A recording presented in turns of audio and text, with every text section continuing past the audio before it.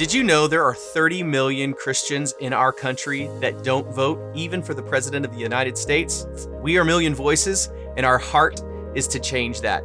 Joining us today from the great state of Florida is internationally syndicated journalist and columnist Cal Thomas. Cal, welcome to Million Voices today. Thank you. Nice to be with you. Thanks for having me. So happy to have you. We're just going to dive straight into some questions. You have just recently published and released a book called America's Expiration Date. It's a little bit of a scary title for me, but can you give us a synopsis of the book and what the heart was behind your writing this? Sure, thanks. It's based on an essay by the late British diplomat Sir John Glubb, who found, after studying several thousand years of human history, that there's a pattern to the decline of superpowers, empires, and great nations. The final stage before the collapse of these superpowers and great nations, he labels decadence, and he subdefines those qualities as massive national debt, we're 26 trillion in debt and counting, military overreach, uncontrolled immigration without assimilation, and a loss of a shared moral sense along with forgetting God. Now, Pew Research has found out that 20% of millennials have no faith in God at all. And I think, this is a real problem. Now, in terms of believers who don't vote, there are two things to say about that. First, of course, Jesus said, "My kingdom is not of this world, and all power and authority comes from God," as Paul writes. The other thing, though, is that we have a certain responsibility while we are here on earth, and that the government is instituted of God in order to restrain sinful men and women. Thomas Jefferson gets this point in the Declaration of Independence, after saying that all men are created equal and endowed by their Creator with certain unalienable rights, and that among these are the right to life, liberty, and the pursuit of happiness. In the very next phrase, he sets down the purpose of government. He writes, and that to secure these rights, governments are instituted among men. Now, why is that necessary for government to secure rights that God has endowed? Because, as James Madison wrote, if men were angels, we wouldn't need government. Yeah. But men are not angels. And so sinners need to be restrained either from within by the power and presence of the Holy Spirit, or from without by the state acting, very importantly, under God. Otherwise, they become a dictatorship. Now, if you don't think that's important enough to get out and vote, if you don't think it's important who gets elected, it doesn't matter, then you're okay with your taxes being raised, your business being regulated, opposition from the government when it comes to your faith, and a whole bunch of other things. So while it's important in the short term that we get people who reflect our worldview in office, we know also that we're not going to get trickle-down morality from Washington. Yeah. Still, it's important to vote. Otherwise, if you don't vote, you give the power to the other secular progressive point of view, which is going to help advance the decay and the decline of the United States. Wow, Cal, that's really great perspective. So you mentioned just a little bit ago that having a huge national debt was a problem. Why is that such a problem? Well, it's this problem on a national score, just like it is a problem for individuals. You know, if you run up your credit cards, if you buy a house you can't really afford, if you purchase a car that you can't really afford because it looks good and you feel good riding around in it, sooner or later the bill is going to come due. We cannot borrow and borrow and borrow and continue to be dependent on other countries. What if China, for example, that holds a lot of America's debt and is no friend of the United States, decides to call in the loans? What about other countries? What if they decide? What are we going to pay it with? Now you have one party that wants to enact the Green New Deal, change people's work from what they're doing and what they like to making windmills and solar panels. It's going to cost additional trillions of dollars to pay for all that they want to do. They say they're going to pay for all of this by taxing the rich. We've heard that for the last 70 years. There's not enough money among the so-called rich to pay for all that they want to do. The problem isn't revenue. The United States government takes in record amounts of revenue every quarter. The problem is uncontrolled spending. Wow. And it's the same in our personal lives. So if you're making, say, $50,000 a year, but you're running up credit card debts and the boss won't give you a raise, your problem is you need to reduce your spending if you can't get more money coming in. And so that's why debt is very important in our personal and national lives. Wow. It's really great. So let's take a little shift here real quick. You talk about in your book that our national motto, of course, is E pluribus unum, out of many come one. But that you're now seeing where in our culture today, it's more out of one come many. What does that mean? And what has happened? Why has that happened? Well, we have identity politics, they call it today. So you're an African American, you're an Asian American, you're an Indian American, you're a Jamaican American, you're hyphenated. Where are people who are just plain Americans? The whole idea of the great immigration of the early 20th century was from people who came from Europe and other parts of the world because they wanted to become fully American. They wanted to educate their children and the American way of life, the Constitution, our laws, our freedoms to worship as we please or not, and all of these other things that we now take for granted. But now we're all hyphenated Americans. I don't often quote Whoopi Goldberg, but she said something some years ago that I think was great. She said, "I'm not African American, I'm an American." Yeah. Well, this is all part of the appeal from the secular progressives to tribalism and to get certain groups. We're all members of groups now. Whatever happened to the individual? I mean, I'm not part of a group.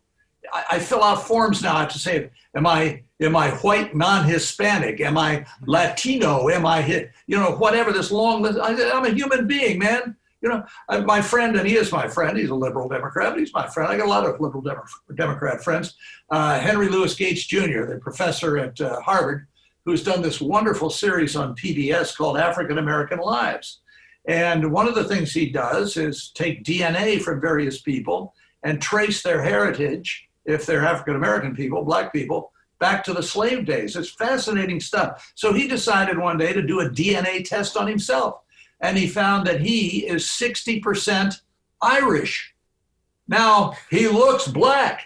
His skin color is dark, but he's 60% Irish, prompting me to write in a positive review of his program. We're all mongrels. We're all mixed up in the great gene pool of life. There are no purebreds, unless you're trying to get a dog, maybe. But why do we do this to ourselves? This tribalism, this political identification, it's not helpful. And we are dividing ourselves from each other. And that's not what America was meant to be in the vision of the founders. Yeah, it's so beautifully said, Cal. So I want to shift a little bit and talk about immigration. You hear a lot of people saying that controlled or legal immigration is racist. What do you have to say about that? No country can survive if it doesn't control its borders. Let's say you have on your desk there a cup of coffee. I see you have a cup, and it's full of coffee. All right. Then you get a pitcher of water, and you start pouring the water into the coffee. It soon dilutes the coffee. And if you keep pouring water long enough, the coffee will be replaced. We want immigrants to come to America, but we want them to come in an orderly manner. We want them to come in a legal manner. We want them to come with certain skill sets so they don't immediately become a burden to taxpayers. And finally, we want them to completely assimilate. We don't want them to come with their agendas from other countries, waving their flags from other countries. If they want to do that, they should stay in those other countries. The purpose of coming to America traditionally has been that you want to become fully absorbed in the notion that you are becoming an American. Other countries do this. I looked up in Switzerland, for example. If you want to become a Swiss citizen, you have to go through something, I think it's 3 or 4 years worth of, you have to learn French if you don't know it already. You have to study Swiss history. You get a quiz, you get a test, and then there's a group that decides whether they're going to allow you to be a Swiss citizen. We don't do that here. And I think it's leading to the destruction and division of our country. It's not racist to say that you want people to obey our laws. The people who are justifying illegal immigration say, well, they're mostly law-abiding people. Well, how can you be a law-abiding person if your first act coming into America is to break laws? I mean, if Congress wants to change the laws and have open borders, then they should run on that and let the American people decide whether that's a good idea or not. Wow, Cal, that's really well said. So one more question I want to dig into here is I want to talk a little bit about kind of the scenario where we're in our country today and the social upheaval that we're in. And what do you see in your perspective that's going to take to get us out of where we are with all of the social unrest? Well, the media, of course, especially social media, have an interest in keeping us at each other's throats. It drives ratings. We used to say it sold newspapers before newspapers got in trouble and are in decline, especially among the young. But it gets eyeballs, it gets attention. So nobody really wants to focus on problems that can be solved. I wrote a book a few years ago about actual solutions to problems that we face. We know what they are. We have a history. We didn't just crawl out of a cave. We don't have to invent the wheel or discover the use of fire. Now, we don't live in the past, but we should learn from the past and update things as necessary for our modern era and move forward. We have lessons about the economy, human relationships, all kinds of things. But the politicians have an interest in keeping us divided and at each other's throats because it serves their power and desire to get elected. Or reelected. You've got people who've been in office 47 years. Patrick Leahy has been in office even longer than that as a member of the Senate. These people come to Washington and they never leave. They've never created a job. They've never done a balance sheet. They don't have to hire people other than the ones they hire for their staff, which are paid for by the taxpayers. They get a pension, they get health care, all these things paid for by you and me. And so why would you want to leave a job like that? And when they do leave, they get a pension for life. That's a major percentage of what they were earning as members of Congress. And by the way, a lot of them become rich while they're in Congress. How do you do that on $145,000 a year and living in more than one place? That is a challenge. I don't know how you would do that. So, Cal, I want to ask one more question. What do you see about school choice, and why is this issue so important to the family today? Well, fortunately, the Supreme Court just a few weeks ago ruled in favor of it. And I think that has the potential to break the back of the last monopoly in America, which is the public education system. That model alone is old school. It's early 19th century. I mean, but the teachers' unions, of course, which give a lot of money to liberal politicians to maintain the status quo, want to keep it that way. And that's how they teach our children and grandchildren the secular progressive worldview. They teach a twisted view of the United States and its history and our Constitution. And by the time they get to these universities, which are even worse than the public schools, and parents willingly send them there, which is another issue, you have them come back as moral and intellectual and spiritual zombies, looking nothing like the values that were instilled in them by their parents.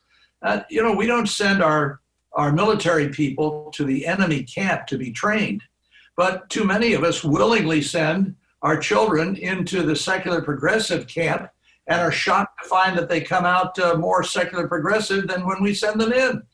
Now, Barbara Bush, the former First Lady, had a great line years ago in a speech she made at Wellesley College.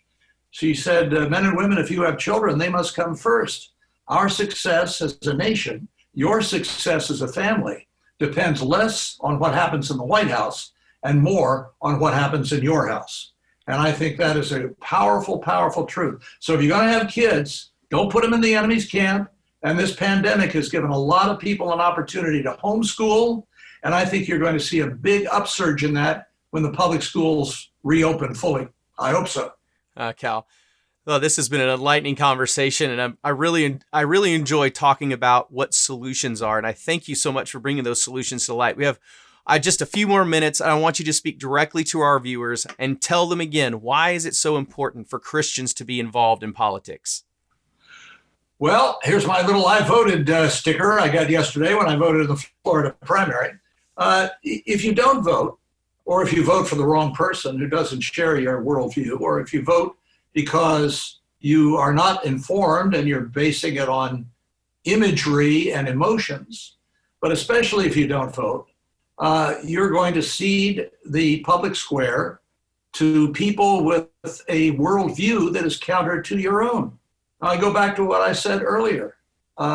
If you want to pay more taxes, if you want to have more money removed from your paycheck, if you want to have, if you own a business, more regulations put on it, if you want to have your faith challenged in how and where you can express it, and all of these other things, then don't vote. So even though the kingdom of God is not of this world, we do have privileges and responsibilities while we are Americans. I remember something Ronald Reagan said. It was a great line, and he had so many great lines.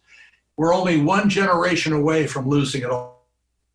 Freedom, democracy, a constitutional republic are not the normal state of human affairs. If you look around the world, it's dictatorship, it's denial of women's rights, it's religious fundamentalism and oppression, it's terrorism. We are an oasis, the United States, in the midst of all of this.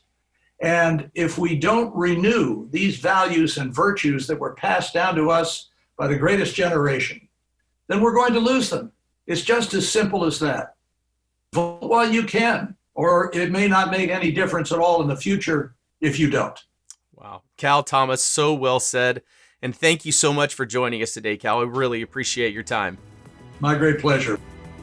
Visit millionvoices.org today for more resources. We will be posting more videos just like this one from thought leaders across the nation. Each of the videos connects to one of our 10 guiding truths, and today we talked about stewardship. Go to millionvoices.org today and click on Guiding Truths and get more content that matters to you. Also, visit us at Facebook, Instagram, and Twitter. Share these video links with your friends and family. And remember, your voice matters.